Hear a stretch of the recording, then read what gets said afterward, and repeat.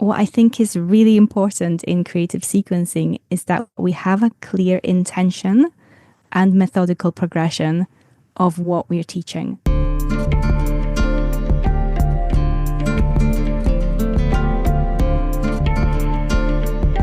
Welcome back to Full-Time Yoga Teacher Podcast. My name is Rekha and I am your host. I hope you're having a great day as you listen to this podcast today.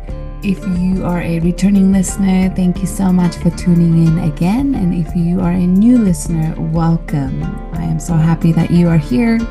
I started this Full-Time Yoga Teacher Podcast about a year ago to interview other full-time yoga teachers across the world to see how they got to where they are, to hear about their passion behind the work that they do, and to ask about the challenges that they faced and overcame to be where they are at in their career.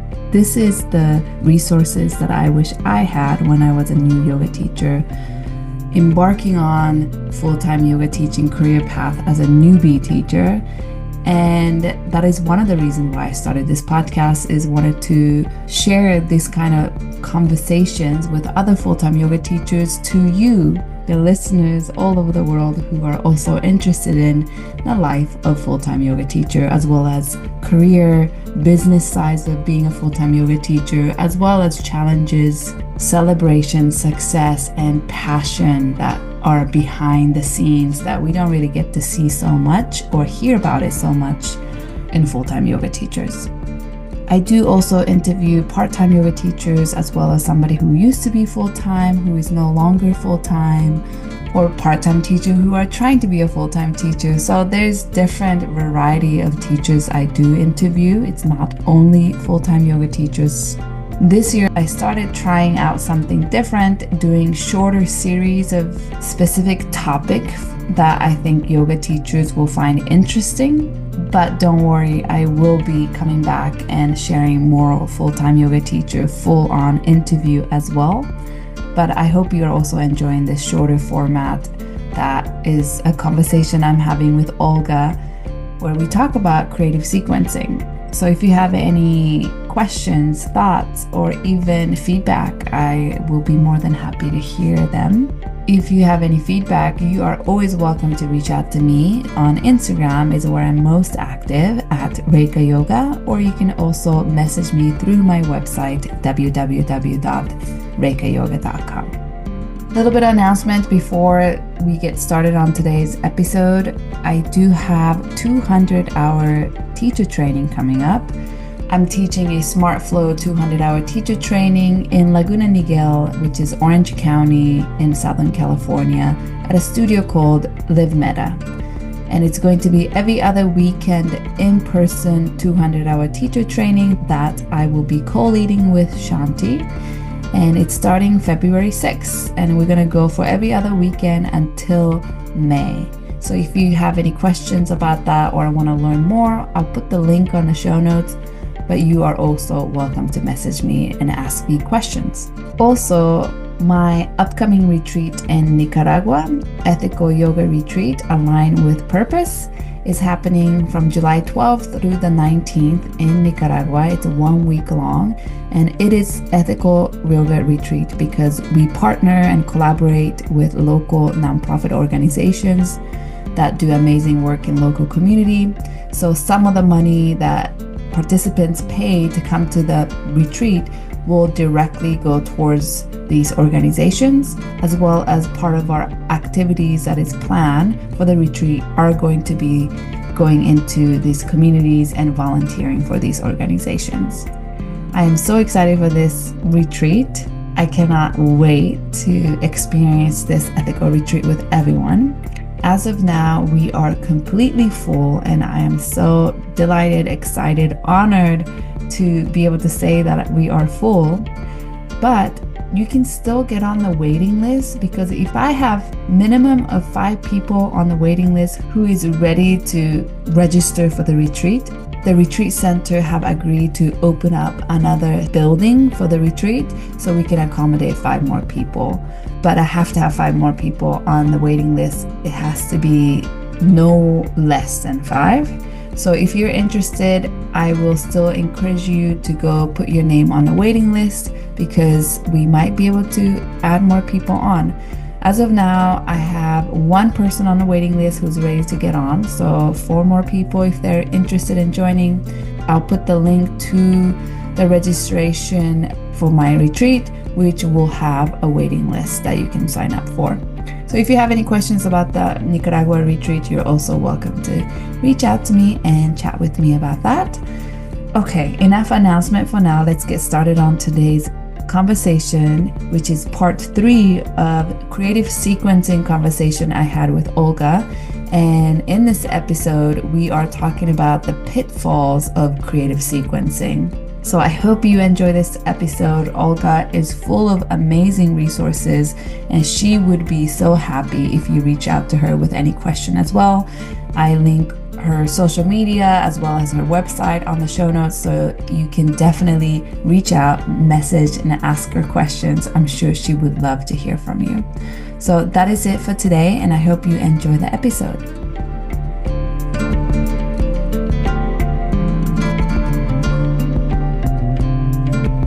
Welcome back, Olga, to talk about creative sequencing again. So this week we want to touch on the pitfalls of creative sequencing. And before we kind of get into it, I'm curious to know, have you taken a class that you felt like it was not, sequence wasn't created intelligently and it didn't feel right or maybe even safe in your body? Anything like that? Any experience, personal experience of taking classes like that? Yes, I definitely have taken those classes, usually in a studio. And often it happened when I was trying a teacher that I didn't know necessarily, just to see what's out there. Yeah, and the sequence sometimes can feel awkward, I would describe it as. Yeah. Did you ever take a awkward class, would you say? Definitely, so many times. And I think that's why I don't take that many new classes from new teachers that I don't know. Not that they're new to teaching, but teachers that I don't know very often. I usually take classes from teacher I know that I like, or like that was recommended to me from a friend that I trust. Although I think it is always important to try new teachers that you haven't practiced with before. I just remember one of the class I took, the first pose was shoulder stand. And I was Oh, wow. the first pose, we just started laying down on your back. And then it's like, okay, shoulder stand. I'm like, wait, Wow. my neck is not ready for this. And without any blankets, which is what I personally like to practice with rolled up blankets and similar to Iyengar method. And so, yeah, I'll always remember that. And I almost felt like a little bit scared for the students in that class, like, everybody else who may not know how to even properly get into shoulder stand to try to get in when their body's still cold. So yeah, that is my memorable experience of like, wow, we're going into shoulder stand now. I'm not ready yet. Yeah, and I had a very similar experience, and I also have thoughts about this second pose. We did meditation seated, and then we did dancer pose straight away. Dancers, both. Yeah. And I felt, with background in dance, quite a lot of mobility, quite a lot of strength. I know my body, for me, it felt uncomfortable because Yeah. I just was cold and Yes. unprepared for what I was doing. And my question is like, what was the intention of that teacher to do this? Like, I would like to ask, not to be mean, just to actually understand what was your reasoning behind this? Or maybe there was no reasoning, right? Yeah, I think, I don't know, kind of going into the pitfall, I guess, obviously, maybe like intention, what was their intention behind it? And maybe sometime, like we discussed in the previous episode about this pressures and expectations that yoga teachers feel like they have to create this new, unique sequence each week. Maybe that pressure will get them to put poses in an order or transition that's not really thought through, that been put through without anatomical awareness, maybe. And Yeah. like you said, you have more flexible body with the dance background, and still you felt like dancer's pose was a little too soon in that sequence. Somebody like myself, who I have more like athletic strength background, so much tighter than very bendy typical, I guess I wouldn't say typical, but I'm much tighter than bendy yoga practitioners. I need a lot of warm up to be able to do certain poses, to feel good in those poses, to feel like I have space to move into. So I know every body is different. Some people can get into certain poses quite easier and faster without warm up, but then their body like mine, and probably like a lot of older population that needs a lot of warm up and make sure their body's warm before they can get into a bigger poses. Yeah, so both of these teachers started with what I would say is a peak pose. And actually, for me, the fun would be in crafting this entire class to support this peak pose. Like, what do we do? Where do we start? What options can we take to make this possible at some point, or take an option if it isn't yet possible or ever possible for you to do? Yeah, and with the pressure from the studio, I feel like, or your own pressure, really, I always conceptualize yoga as a practice of simplifying, especially meditation. I always say that to my students. Meditation is a practice of simplifying. You can make creative, complicated meditations, but you don't have to. Can you sit and breathe? Can you sit and do nothing for this time? Yeah, so I just wonder how that fits with the intention of yoga again, if you're constantly under this pressure to come up with new things, right? Definitely. Some of the other pitfalls that I've experienced or seen in quote unquote creative sequencing is maybe too long of a flow, too many poses, maybe like 20 different poses on the right side before going to left side, linking so many poses. And like we talked about on the by the third flow, like teachers are going really fast and Mhm. there's a lot of like almost less awareness to the alignment because they're moving too fast and there are just too many poses, the body starts to get fatigued. So I definitely noticed pitfall as in long sequences as well as linking too many poses. And then another little things I've noticed is sometimes with those three flow sequencing, I felt very repetitive in some point. But some people like the repetitive, but almost like some teacher will do a third or even a fourth flow, and I'm like, oh man, again, I'm ready to move on to something new or different. Like I don't have to do the same thing three times. But I think that comes with maybe sometime teacher will sequence those three or four flows, but they're not adding or changing the variation. So it's kind of the same thing for three times. But that's my personal perception. I know some people do like the repetition of doing the same thing three times or four times. So yeah, those are the pitfalls I've noticed with some creative sequencing. Yeah, so we touched on this before in the previous episode, is that thinking creative flows have to be complicated is a pitfall in that, and I repeat what I said earlier, is that you can be creative anywhere on the spectrum from simple to complicated. And there's a time and place for both, really depending who it is that you're teaching. What I think is really important in creative sequencing is that we have a clear intention and methodical progression of what we're teaching. So we're treating creative movement the same way that we're treating teaching asana or meditation or pranayama, right? We're always looking to meet the student where they're at and take it from there. So if you don't have a methodical progression or intention, you will end up with a sequence that's overloaded with stuff. And that becomes novelty for novelty's sake. And the sequence is disorganized. And I think ideally you would have not only methodical approach in this one class that you're teaching, so you're building on something, but also across a wider curriculum that you're teaching. Of course, it's difficult sometimes to achieve if your students are different every time. You're not going to be able to deliver that curriculum necessarily, but ideally that's the complexity could get added over time as people get more familiar with the movement patterns. Yeah, I like that. I like all that you said, that it doesn't have to be random. You can keep it simple and still have a creative sequencing. I can already feel some of the questions listeners are having because I get these questions a lot from my mentorship group or when I teach teacher training is like, how many poses can we link? What's the number? Tell me the number. How many poses Hmm. on each side? So I don't know. Do you have an answer? I know a lot of time it depends. That's the answer. It's like it depends. But what would you say if somebody asks you, How many poses can I link, and what's the number that's okay? Yeah, the big number question, isn't it? Yeah, so unfortunately, I'm going to say it depends. It depends on who you're teaching, how long they've been practicing, what their bodies are able to do at this point in time, and whether there is a logical need to continue with the flow. Yeah, so if I'm crafting a flow that's got a movement progression, like I spoke in the previous episode, where we are moving through a path, I sort of need to finish the path because the path gets me back down to the floor, so to speak.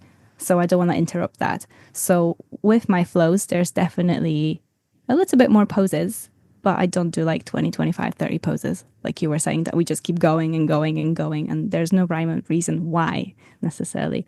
So do you have a magical number, would you say? I don't. You know, my teacher training, I did my Smart Flow in 300 hours, but with my Yoga Works teacher training, which some of the listener might know, Yoga Works, it's very simple sequencing. I wouldn't say it's focused around creative sequencing. And when I actually read back to my old 200-hour manual, it says that 2 to 3 poses linking. So they're much more conservative, I would say, in how many poses to link. And that's kind of where a lot of my teachers' lineage come from. So that is why I also don't link that many poses. But I probably do link more than 2 to 3 sometime, but sometime I don't. I stay with 2 to 3 poses. And the way I teach, I usually make students hold the pose for longer than maybe a lot of them are used to. So that is why I don't need to add so many poses or link so many poses. But it's Yeah. just a And different way of sequencing. yeah, and I was teaching for some time in a gym that really attracted people that had really varied movement practices. Not just the one practice. They would do obstacles, they would do strength training, they would do dance, some of them do aerial. So they're really like eclectic mix of people who just love the challenge of moving and learning a new skill. So with those people, I really took the liberty to string more poses together. And that was really suitable for that context in which I was teaching. When I'm teaching some of my private students who are learning flow and are completely new to this flow, they will get put off before you finish your fifth pose, you know? So maybe you're focusing on 5 or 6 poses if it's like the planting seeds for vinyasa. One of my students wants to be able to go to a vinyasa class in town. So we want to prepare them for a slightly longer sequence, right? Yeah, but really looking at what am I teaching in this 6 pose flow? What transitions and what poses am I gonna include? And maybe that's enough for the person that's gonna be learning this. And I think we mentioned this like balance of skill and challenge. And I guess that's the magical number sits somewhere between what this current skill is of your students and the level of challenge that you want to give them. And I really firmly believe, and this is just my opinion, that in a yoga setting, you want to have this balance of effort and ease. Mhm. So it's instead of just powering through the whole time, that there is both time to ground yourself and to move as well. Yeah, definitely. How many poses that you link depends on the strength of the student. Is that what you said? Strength and power, strength and skill. Well, like I would say it's somewhere between the level of challenge that you want to give them and the level of familiarity that you want to give them. And you only know what that is depending on your class, right? Yes. And you can give the level of challenge by making the student hold a pose for a really long time as well. And you can give them a level of challenge by adding and linking more poses or having a slightly different or challenging transitions. So there's different ways to give the level of challenges to the students. Definitely. And also, I think there can be learning. If you're doing intelligent creative sequencing, there will be very beautiful psychological or philosophical learning that can come out of what happens to you when you step out of your comfort zone on your yoga mat. And I had a student who I was teaching more creative flow to, and she would not let her body guide her And the flows I design are always meant to feel like the body just continues to move. There is some logic to it. And I was trying to teach her to trust her body. And there was just a wider lesson in there for her that that's how she would operate in life outside, where she wouldn't trust the process and had to really like solve every problem with her mind. So interesting. Thank you for sharing that. You said that in creative sequencing, getting students outside of the comfort zone. Is that what you said? Okay. Yeah. And trying new movement, right? Or trying different transitions or something you haven't tried before. I agree. And I think there's also, probably I'm slightly biased to holding poses, but in holding poses can be breaking people out of the comfort zone. I think because I teach slower and I hold poses, I think I get a lot of students in my class who's used to continuously moving flow class, every breath, every movement. And I can tell when students are so uncomfortable holding poses. And I think that can be also a great learning experience. It's like, do I tend to fidget? Do I tend to want to leave? Does mind go somewhere else?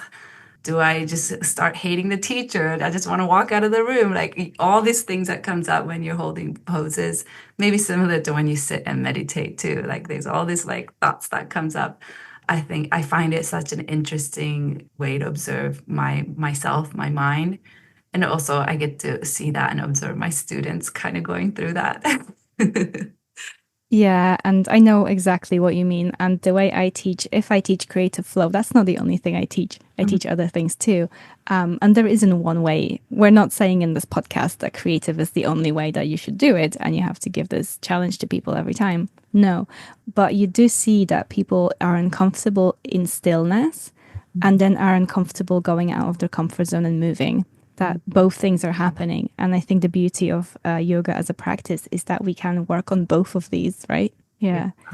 Yeah, people find yin and restorative hard, like you're saying. Not even, maybe you're making people hold, I don't know, chair pose for a bit longer.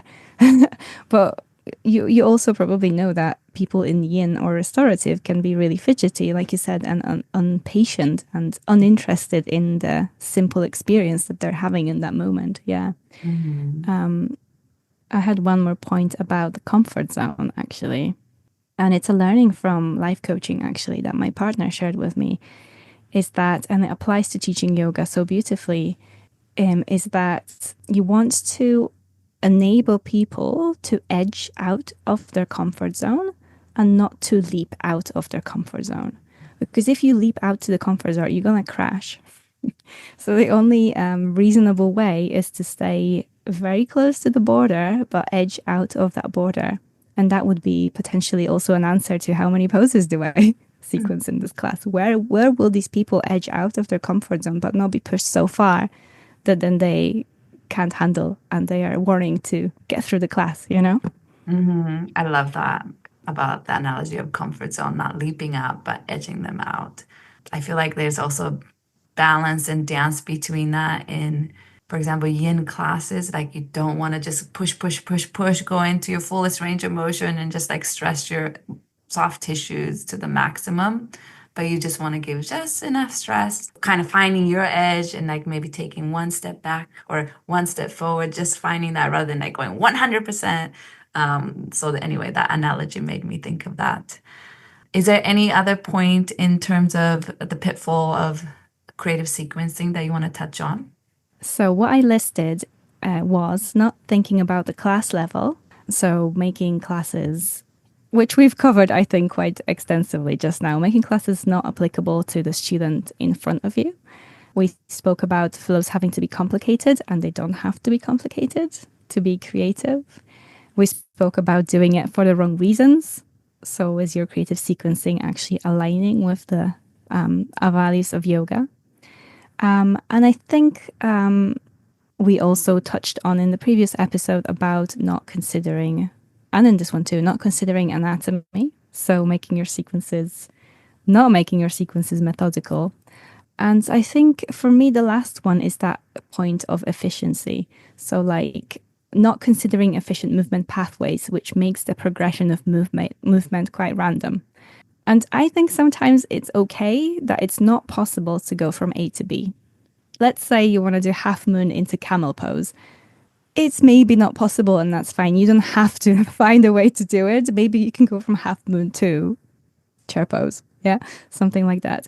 And I think, yeah, you just want there to be an element of education in the novelty that you're providing. Make that the thing that is interesting about your class, so that students can actually learn something about their bodies, about their comfort zone, about their minds, rather than struggling on to get to the end of the class in one piece. So yeah, that's the main pitfalls that I can think of, really.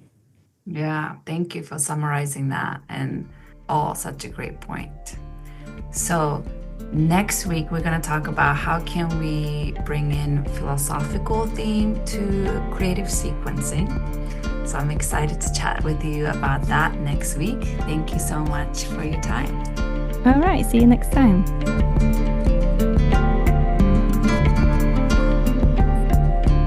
Thank you so much for listening to part 3 of the creative sequencing series of the podcast I had with Olga. Next week, we have the final part 4 of the creative sequencing episode with Olga. I hope you're enjoying this conversation, and feel free to reach out to me with any questions. And I'm going to keep it short today, so that is it for now.